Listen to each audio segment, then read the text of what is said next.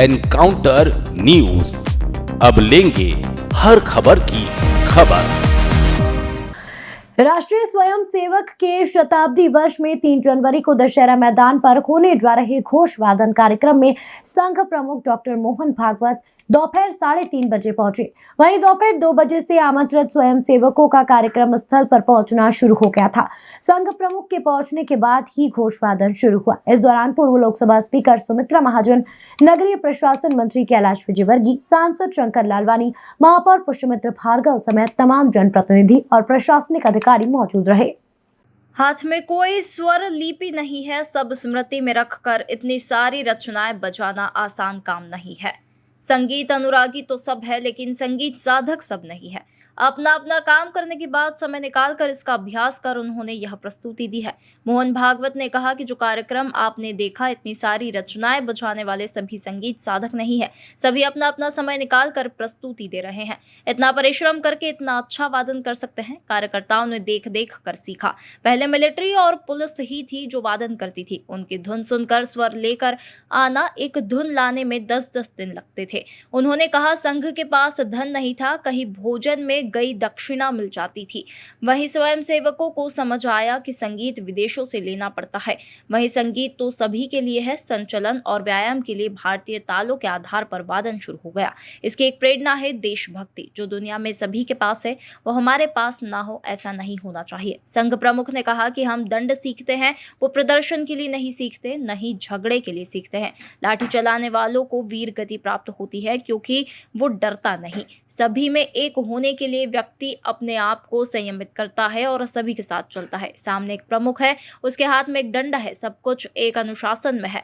भारतीय संगीत का आधार है सुर और ताल का मिलन। रंजक नादों को स्वर कहते हैं। संगीत समन्वय सिखाता है, संगीत एक साथ चलना सिखाता है। राष्ट्रीय स्वयंसेवक संघ प्रमुख मोहन भागवत शुक्रवार को मध्य प्रदेश के इंदौर में आरएसएस के घोष वादन कार्यक्रम में शामिल हुए। दशहरा मैदान में आयोजित कार्यक्रम में उन्होंने कहा कि भारत पीछे रहने वाला देश नहीं है। हम दुनिया की पहली पंक्ति में बैठकर बता सकते हैं कि हमारे पास क्या है। भारतीय संगीत और पारंपरिक वादन का एक साथ मिलकर चलना अनुशासन, संस्कार और सद्भाव सिखाता है। उन्होंने लोगों से अपील की है कि वो संघ के स्वयंसेवकों के साथ भारत के नवनिर्माण के अभियान में शामिल हो। इंदौर से एनकाउंटर न्यूज की रिपोर्ट।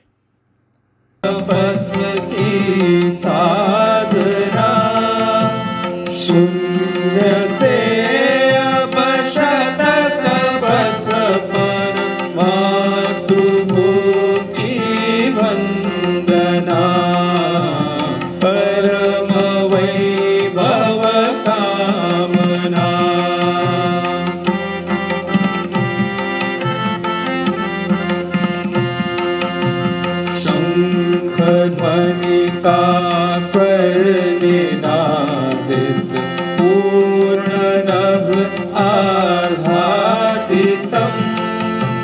वेणु स्वर से मंत्रमुग्धम् हृदय मन आनंदितम् प्रणव पट ध्वंकार स्वर संयोजकम्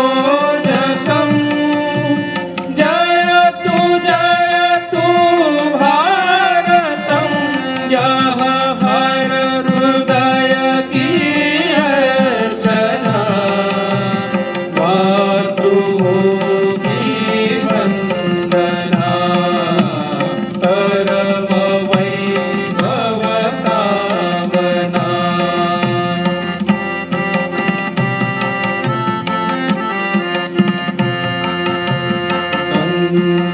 कायः काम केवल साधनों की पूर्ति हो, न्याय शिक्षा स्वास्थ्य भोजन जन सुलभ आपूर्ति हो, किंतु जागृत व्यक्ति राष्ट्र हित पूर्व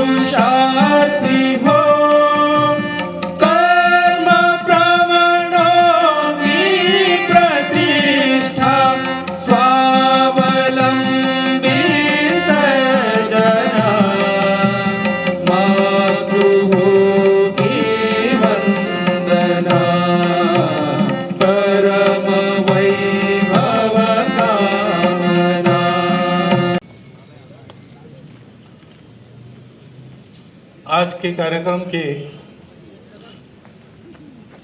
अतिथि महोदय प्रसिद्ध कबीर गायक पद्मश्री कलराम जी, माननीय प्रांत संघचालक जी, माननीय विभाग संघचालक जी, उपस्थित सभी नागरिक सज्जन, माता भगिनी एवं आत्मीय स्वयंसेवक बंधु,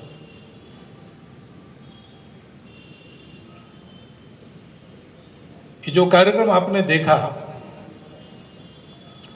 हमारे अतिथि महोदय ने भी कहा कि सतत इतना वादन, हाथ में कोई स्वरलिपि नहीं है, सब स्मृति में रखकर इतनी सारी रचनाएं बजाना, और वो भी इसमें से कोई भी संगीतानुरागी तो सब है, लेकिन संगीत साधक सब नहीं है। अपना अपना काम करते समय निकालकर इसका अभ्यास करके उन्होंने ये प्रस्तुति दी है।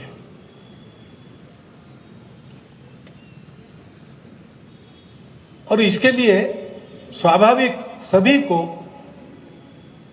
ऐसा वृंदवादन देखने के बाद आश्चर्य लगता है। आश्चर्य दो बातों का होता है। एक तो ये जो परिश्रम है, ऐसे सब लोग इतना परिश्रम करके इस प्रकार का वादन, इस स्तर का वादन कर सकते हैं, एक आश्चर्य की बात होती है। दूसरी बात होती है कि मैदानी संगीत में, रण संगीत में, मार्शल म्यूजिक में रागदारी बच सकती है,